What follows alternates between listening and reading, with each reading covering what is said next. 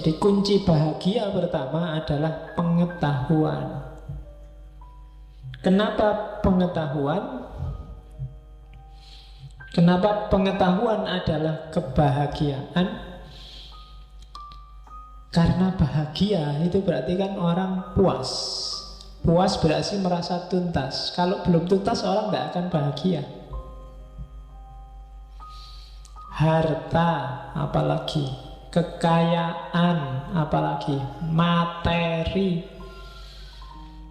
itu dalam dirinya sendiri nggak ada nilainya. Dia ada nilainya kalau dihubungkan dengan kita. Jadi kepuasan itu menunjukkan kebahagiaan. Dan berarti apa? Sikap puas ini jadi kuncinya. Untuk bisa sampai ke level puas, kan kita harus tuntas. Untuk bisa nyampe ke level tuntas, kita harus paham. Kalau enggak ya enggak ngerti. Kamu harus paham berapa kuatnya perutmu menampung makanan. Kalau enggak, makanan akan jadi bencana. Kamu harus ngerti titik di mana alhamdulillah sudah kenyang dan puas. Kalau enggak, bahaya. Kadang-kadang kan mumpung makan gratis, terus kamu makan sebanyak-banyaknya, nggak ngerti kapasitasmu. Wassalam sudah. Nggak jadi enak makanan itu. Kamu harus ngerti di titik mana kamu puas. Untuk ngerti titik puas itu kamu butuh pengetahuan. Maka pengetahuan itu sumbernya kebahagiaan. Kamu harus paham seluk-beluk jiwamu tadi, yang daya-daya tadi. Oke, ketika pengetahuan sudah lengkap, kamu ngerti porsimu dan proporsimu, hidupnya jadi enak. Oh, kapasitasku sekian, berarti makanku paling banyak ya 2-3 piring lah. Kecuali ya kalau gratis boleh lah ditambah 2,5, 3,5. Kemudian minumnya segelas, ya kalau mumpung gratis ya bawa 2 gelas lah. Kalau masih boleh ngambil lagi, bawa plastik atau bawa botol sendiri misalnya. Lo itu kan fakta paling enggak kan. Lo ketika kamu tahu batas, berarti kalau sudah 3 piring sudah, jangan dilanjutkan 4 piring. Kalau dilanjutkan 4 piring, dia akan jadi sumber masalah, nggak jadi bahagia, nggak jadi puas. Istri cukup 1, kekuatanku 1. Kalau 2 enggak nyampe, nggak kuat. Itu ngukur kekuatan sendiri. Ya poligami kan boleh aja, katanya Quran boleh, tapi ukur kapasitas. Nah, kalau istrinya 1, kalau satu-satunya sedang libur, nggak ada cadangannya Pak. Apa-apa itu kan ada cadangan. Wong ya kan, listrik mati ada genset kan tetap nyala. Nah kalau istri 1 off kan satunya on. Kalau dua-duanya off ya berarti harus ada yang ketiga Pak. Jadi ya. Iya, mikirnya sampai ke situ. Oke ya, jadi sumbernya kebahagiaan itu pengetahuan. Kenapa pengetahuan? Karena dengan pengetahuan kamu ngerti batas, kamu ngerti titik puas, kamu ngerti kapan itu tuntas, kapan itu belum. Nah, di situ kuncinya kebahagiaan. Termasuk jiwa harus sempurna, implementasinya harus tuntas, dan seterusnya. Itu juga semua butuh pengetahuan. Kenapa tadi kamu sabar, kamu jujur kok merasa masih sumpek? Pengetahuanmu yang kurang tentang kejujuran dan kesabaran. Belajar lagi. Kamu sedang salah paham. Harusnya kamu pasti bahagia kalau sudah jujur. Nggak ada saya menyesal Pak jujur, gara-gara jujur terus ada masalah. Enggak, mungkin kamu salah paham. Coba ditambah lagi pengetahuannya. Jangan-jangan itu bukan masalah. Jangan-jangan kalau kamu nggak jujur, masalahnya lebih besar. Nah, itu hubungan pengetahuan dan kebahagiaan. Yang kedua, keutamaan berpikir. Oke, berpikir itu apa sih? Berpikir itu kan menemukan yang penting dan baik untuk hidup kita. Kita mikir itu kan selalu begitu. Nyari yang enak, nyari yang pas, nyari yang sesuai untuk hidup kita. Biar mendukung kebahagiaan, usahakan, katanya Farabi, berpikirlah hanya tentang yang baik-baik dan utama-utama. Dan pertahankan ini untuk jangka waktu yang lama. Jangan mikir yang remeh-remeh yang tidak ada gunanya, yang tidak penting, tidak penting. Biasanya itu sumber kamu tidak bahagia. Tiba-tiba kamu galau. Kenapa kok kamu galau? Kasihan Saipul Jamil, Pak, di penjara. Ngapain kamu ikut mikir? Penting tidak Saipul Jamil bagimu? Tiba-tiba kamu kok ikut galau. Ngapain kamu kok kelihatan marah gitu? Itu loh Pak, lihat TV, ILC, gegeran, masa nggak sadar? Loh kamu galau untuk hal yang apa ya itu penting buatmu? Utama buatmu. Apa ndak ada yang lebih utama, yang lebih baik? Nah, jadi masukkanlah di kepalamu, berpikirlah untuk hal-hal yang utama dan baik saja untuk dirimu. Ketika kamu keluar jalur, yo di situ nanti akan lahir kegalauan-kegalauan karena barang tidak penting kamu posisikan jadi penting. Barang tidak urgent kamu jadikan urgent. Bahkan nanti katanya Al-Farabi, kalau kebaikan dan keutamaan ini bisa tahan lama, sampai lama kesimpulanmu yo ini tetap baik, ini tetap utama. Hal yang kamu sebut tetap baik dan utama itu kalau bisa jadikan undang-undang. Iya, kayak misalnya jujur. Jujur itu enak Pak. Semakin saya jujur semakin nyaman. Sampai bertahun-tahun jujur, nyaman dan enak. Jadikan aja jujur sebagai undang-undang. Karena itu pasti benar, pasti bagus. Anti korupsi itu ternyata lebih enak. Anti korupsi dirasakan lama, hidup lebih nyaman, nggak kesusu-susu, nggak merasa dikejar dosa. Jadikan itu undang-undang, katanya Farabi. Berarti itu bagus. Jadi berpikirlah tentang yang utama-utama, sisihkan yang tidak penting. Kan ada hadisnya itu kan, min khairi husnil mar'i tarkuhu malayakni. Jadi di antara ciri orang baik itu meninggalkan apa yang bukan urusannya. Kalau nggak ada urusan, nggak usah capek-capek ikut mikir, ikut cawe-cawe, ikut debat. Mari kita perdebatkan apakah anaknya Anang itu pakai pemutih apa enggak ya. Buat apa kamu bahas itu? Di internet itu kan gitu kan, sampai komentari ratusan hanya gara-gara bahas itu pakai pemutih apa enggak. Kurang kerjaan. Jadi ya kita berpikir yang utama-utama lah, bukan hal-hal yang iseng. Ya kan LGBT, kamu kan terus mati-matian bahas LGBT. Signifikasinya coba dicek. Kalau signifikan untuk hidupmu tidak apa-apa. Kalau nggak signifikan, kamu kehabisan daya, kehabisan energi, kehabisan tenaga untuk hal yang tidak penting. Padahal mungkin bisa kamu pakai untuk hal yang lebih penting. Daripada kamu debat tentang infotainment, sudah kamu duduk depan komputer, tesisnya digarap, skripsinya diselesaikan, kan lebih enak. Oke, jadi berpikirlah tentang yang utama-utama. Oke, terus ya, dan katanya Farabi memang berpikir lewat jalur rasional itu salah satu solusi hidup. Kuncinya di situ. Karena yang rasional itu kesimpulannya, jadi kalau kita pakai akal, jalur satu-satunya yang tidak butuh pihak lain itu mikir pakai akal. Kalau jalur bayani kita butuh teks, kalau jalur irfani kita butuh otoritas. Tapi kalau pakai akal tidak. Maka katanya Farabi, jalur burhan itu lebih bisa dipertanggungjawabkan dalam berpikir. Oke, aliran sesat itu biasanya sumbernya dua.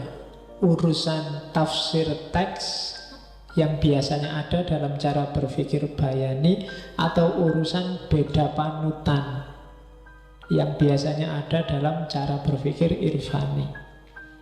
Tapi aliran burhan itu jarang gegeran, aliran-aliran rasional. Karena katanya Farabi memang akal lah yang punya sumber berpikir a priori yang tidak butuh pihak lain. akal yang benar menurutku kemungkinan besar juga benar menurut kamu. Itu burhan biasanya. Tapi kalau tafsir, bayan, itu kadang-kadang benar tafsirku bisa beda sama tafsirmu. Logika itu sifatnya arbitrer, pasti. 1 tambah 1, 2 itu kan logika. Setengah lebih kecil dari 1 juga logika. Itu sifatnya lebih universal. Maka keutamaan berpikir jadi salah satu sumber kebahagiaan. Cuma keutamaan berpikir harus diimbangi dengan keutamaan moral. Kalau berhenti di keutamaan berpikir, ya kamu hidupnya di dunia ide, dunia ideal. Maka dia harus diimbangi oleh keutamaan moral. Jiwamu harus seimbang. Ya kalau ilmu akhlak itu kan, kalau Farabi mendefinisikan science that studies the state of human soul. Jadi tentang jiwa. Moral itu berarti urusan tentang jiwa. Ya ada 2 jenis, ada akhlak teoritis dan akhlak praktis. Akhlak teoritis itu yang ideal, keutamaan berpikir, dan akhlak praktis. Akhlak praktis itu ya prakteknya. Jadi mikir itu juga harus ada dimensi prakteknya. Nah itu keutamaan moral yang ketiga. Moral saja tanpa mikir orang bisa salah arah. Mikir tanpa moral jadinya hantu, ideal gak ada wujudnya. Maka keutamaan teoritis, keutamaan berpikir harus diimbangi dengan keutamaan moral. Kamu punya teori-teori banyak, cara berpikir yang bagus, tapi nggak punya implikasi praktis, ya pikiranmu paling banter jadi buku dan jadi koleksinya perpustakaan. Tapi kalau kamu bisa menunjukkan relevansi praktisnya, itu pikiranmu akan lebih abadi. Ya jalurnya 2 untuk membentuk karakter, membentuk moralitas. Kalau menurut teorinya Farabi, yang pertama lewat instruksi. Instruksi itu ya nasihat, perintah, himbauan, anjuran. Itu biasanya dari yang punya otoritas, kiai, ulama, dan lain sebagainya. Yang kedua lewat habituasi, pembiasaan. Habituasi ini penting ya. Kapan-kapan kita belajar itu. Dulu pernah belajar di Pierre Bourdieu. Kenapa kalau kamu yang rajin sholat, sekarang tidak sholat merasa tidak nyaman? Itu habituasi. Tapi coba ulang bolak-balik tidak sholat, lama-lama tidak sholat itu biasa. Tidak nyamannya pasti hilang.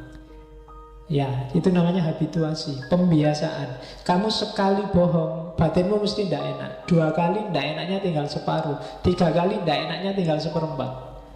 4-5 kali bohong dan aman. Kamu lama-lama merasa bohong itu biasa. Bahkan besok-besok mungkin kalau tidak bohong tidak enak.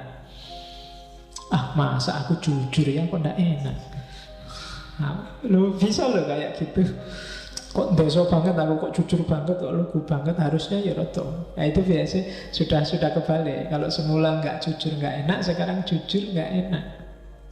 Itu habituasi. Oke, kayak ngaji malam Rebo ini loh. Kadang-kadang libur juga nggak enak, biasanya ngaji ya, itu habituasi. Tapi kalau 0, 2, 3, 4, 5 sampai 6 kali itu, kalau nggak kosong kamu malah heran. Loh kok nggak kosong Pak? Biasanya kosong. Sementara kamu kagetnya kalau pas kosong, karena biasanya saya masuk. Nah itu namanya habituasi. Jadi pikiranmu tergantung kamu biasakan untuk apa. Ya moralitas sumbernya juga habituasi. Kalau kamu terbiasa melakukan perbuatan baik itu biasa, tidak luar biasa. Dan kebalikannya juga. Oke, keutamaan moral. Yang keempat, keutamaan kreatif. Jadi keutamaan kreatif praksis itu keutamaan dalam berkarya. Jadi bahagia itu tidak semata-mata moralnya bagus, pemikirannya bagus, teorinya benar, tapi juga praksisnya, kreatif, dalam arti kalau bahasa hari ini mungkin kontributif, ada sumbangan karyanya. Ini mungkin bisa kamu sambungkan dengan filsafatnya Karl Marx tentang kerja. Manusia itu merasa bermakna, merasa eksis saat dia bekerja, memproduksi sesuatu. Jadi cuma karya itu akan utama itu berarti penting, bernilai kalau lahir dari orang-orang yang utama. Kalau manusianya tidak utama, karyanya tidak akan utama. Caranya untuk utama gimana? Keutamaan teorinya ada, keutamaan proses berpikirnya ada, keutamaan moralitasnya ada. Jadi orangnya pinter, pengetahuannya banyak, itu kan pinter. Orangnya cerdas, proses berpikirnya jalan. Dan orangnya bermoral, maka karyanya pasti kontributif, pasti utama. Dan orang semacam ini dia sendiri bahagia dan bisa membahagiakan orang lain. Jadi mix antara 4 hal inilah yang bikin orang bahagia. Praksis, moralitas, berpikir, dan teori. Terus waktunya cepet ya. Nah, ini yang habituasi tadi. Berbuat baik termasuk menuju kebahagiaan. Ini saya singgung di sini. Katanya Farabi, kebajikan itu seperti menulis. Perilaku utama itu seni, seperti seni menulis. Semakin orang berlatih mempraktekkan, maka tulisannya akan semakin baik. Moralitas juga begitu, kebajikan juga begitu. Semakin orang membiasakan diri menjalankan kebajikan, semakin dia menjadi bijak. Dan kalau sudah bijak, dia akan bahagia. Nah, itu teorinya. Jadi, jadilah orang baik, maka kalian akan bahagia. Sementara belum sempurna kebaikanmu, bahagiamu juga dalam proses menuju kesempurnaan. Jangan menyerah, latihlah terus. Kayak kamu nulis itu loh. Nulis pertama nggak bisa dipahami, nulis kedua agak dipahami, nulis ketiga mulai enak bahasanya, nulis keempat mulai nyano, terus begitu. Tapi kalau kalian nggak latihan-latihan, merasa sudah ngerti, merasa sudah bisa dan selesai, ya kalian nggak akan jadi orang bijak. Meskipun punya wawasan tentang kebajikan, harus dijalankan. Kayak kalian latihan nulis, ya sebenarnya nggak cuma nulis, ngomong juga begitu. Pertama grogi, lama-lama mesti setengah grogi, terus seperempat groginya, terus nggak grogi sama sekali, bahkan terus nggak dikasih jatah ngomong pun kamu angkat tangan biar bisa ngomong. Nah itu karena sudah terlatih. Jadi hidup ini semacam itu yang tadi saya sebut habituasi. Awal memang rasanya nggak enak. Biasanya kamu nggak sodako. Kalau sodako paling kamu cari yang paling kecil terus kamu cemplungkan 500 mungkin, atau 1000 atau 2000. Kalau ada orang ratusan ribu dicemplungkan, kamu geleng-geleng kepala. Paling mau anggap orang itu nggak pinter ya, 100.000 kok dicemplungin. Tapi coba kamu biasakan, ngasihlah tiap Jumat 100.000. Kamu ngasih di bawah itu, besok rasanya nggak enak. Nggak ngasih juga nggak enak. 100.000 terus minggu selanjutnya nggak ngasih, uang duitmu habis, rasanya nggak enak mesti. Nggak enaknya karena duitnya entek. Jadi itu habituasi namanya. Jadi kebajikan itu seperti menulis.